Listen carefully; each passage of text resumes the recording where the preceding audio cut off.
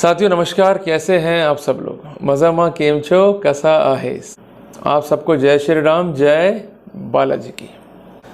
साथियों, हम सबको लोक सेवक बनना है या पब्लिक सर्वेंट बनना है या सरकारी जॉब में आना है। पर्पस एक ही है कि फैमिली सिक्योर, हम सिक्योर। ठीक है जी।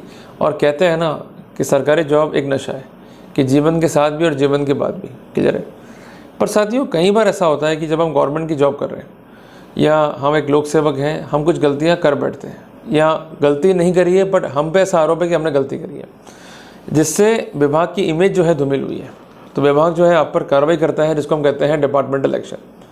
ये एक्शन बहुत ख़तरनाक है, क्योंकि किसी ने कहा भी है कि भले ही एक सरकारी कर्मचारी किसी मर्डर केस में फंस जाए, किसी आपराधिक कृत्य में फंस जाए, वहाँ से निकलना उसके लिए आसान हो सकता है, पर एक बार वो डिपार्टमेंटल इंक्वायरी में फंस गया तो उसके लिए वहाँ से निकलना जो है आसान नहीं।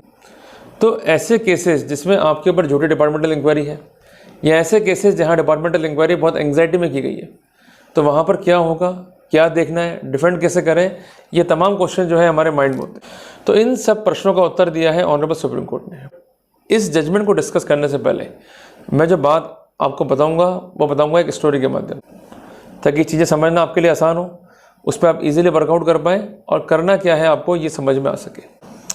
साथियों, फ़र्ज़ कीजिए कि आपने एक एग्ज़ाम दिया, ठीक है जी, और ये एग्ज़ाम है गवर्नमेंट सर्विसेज का। अल्टीमेटली आपने एग्ज़ाम क्लियर करा, उसको क्रैक किया और आप बन गए गवर्नमेंट सर्वेंट। क्लियर है। इस केस में भी ऐसा ही हुआ था कि एक व्यक्ति था जिसने परीक्षा उत्तीर्ण करी लॉ की, उसके बाद एग्ज़ाम दिया जुडिशल मजिस्ट्रेट का, and ultimately he is appointed as judicial magistrate of the particular area. Clear है। समय बीतता गया और मजिस्ट्रेट साहब जो है अपने फैसले करते गए। जब मजिस्ट्रेट साहब कोई फैसला करते हैं या कोई प्रोसीडिंग कॉन्डक्ट करते हैं तो उसको बोलते हैं discharging of judicial function. Clear है आपको, ये टर्म्स मालूम होनी चाहिए आपको, तभी चीज़ जो है आपको समझ में आएगी आसानी से।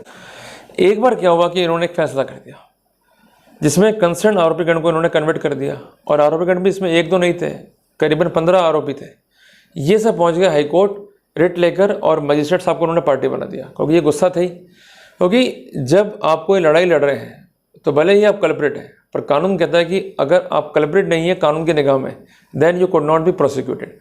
And apart from that, Hindustan में जो है रूल ऑफ लॉ है, जो ये कहता है कि लाइफ और लिबर्टी जो है काफ़ी इंपॉर्टेंट है, और लाइफ और लिबर्टी को प्रोटेक्ट करने के लिए जो प्रोसीजर अपनाया जाएगा वो होगा ड्यू प्रोसेस, दोनों ही साइड से।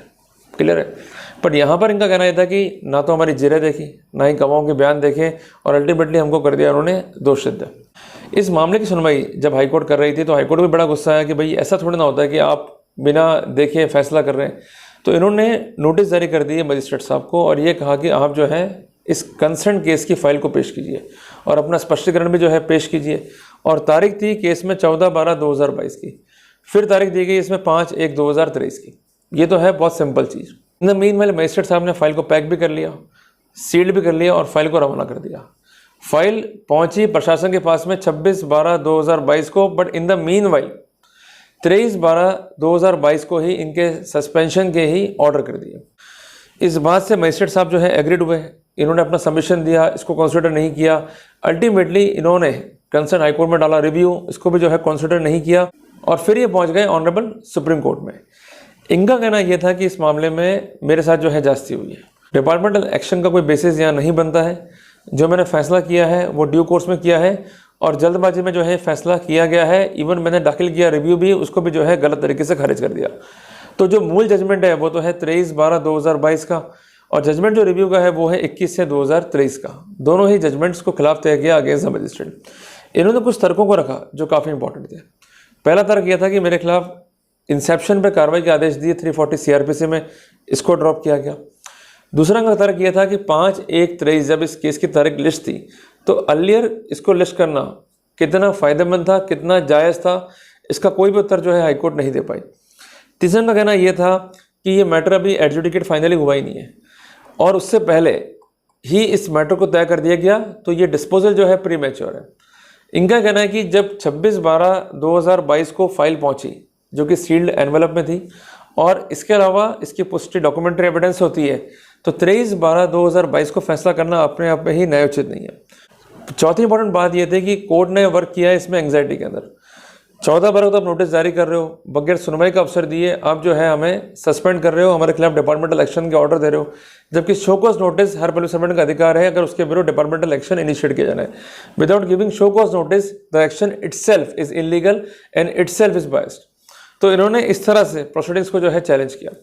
तो कोर्ट ने फैक्ट्स को देखा, सर्कमस्टेंसेस को देखा और कोर्ट ने माना कि ये बात सही है कि यहाँ पर जो सिद्धांत है नैसर्गिक न्याय का, जिसको हम कहते हैं commonly the principle of natural justice, वो उल्लंघित हुआ है।